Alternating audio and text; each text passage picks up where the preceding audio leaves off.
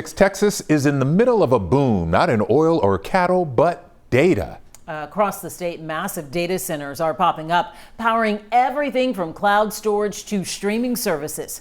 Marcelina Benito traveled to Dallas to get a look inside one of these high-tech hubs. A nondescript fortress from the outside, but inside it hums like a hive around the clock and holds more secrets than a vault. As consumers, we hear something like cloud and think that lives in ether somewhere. Well, cloud has to physically live somewhere. Simply put, data centers are where the internet lives. Do you believe the average person understands or knows what a data center is? I think that's, for the most part, no. They don't really understand how much data center really underpins their everyday life. Something as simple as email to artificial intelligence. You name it, if it's digital, it's fueled by servers within data centers just like this. This is one of our larger facilities across the globe. Colin McLean is Chief Revenue Officer for Digital Realty. The company owns and operates over 300 data centers in 50 cities worldwide. Security critical. Gates downstairs, security guard. Access restricted to protect sensitive data. We saw that up close inside this 458,000 square foot facility. You can't just wander around. Yeah, no just wandering around.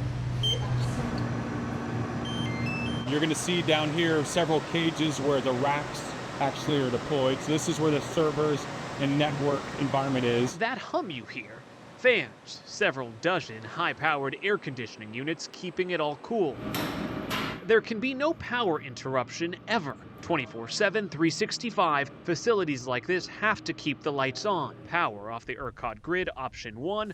If that ever fails. Under each generator you see over here is a fuel tank, 6,000 gallon of diesel fuel. An arsenal of generators kick in. But the goal is to never have to. Exactly. This center alone requires up to 100 megawatts of power. That's enough juice to power at least 10,000 homes. It's just one of hundreds of data centers and 26 million Texans counting on the grid to deliver. So no question, you will need more power in the state of Texas. I think we will need all power in the state of Texas. The size and demand of utility will continue to grow. And get this, ERCOT expects energy demand to double by the year 2030. Data centers could account for up to 20% of all that demand. That right there is fueling growing concern about what that means for the future of the grid and the average consumer at home. We'll take a much closer look at what's being done to keep the lights on for all of us here in Texas when I see you tonight at 10.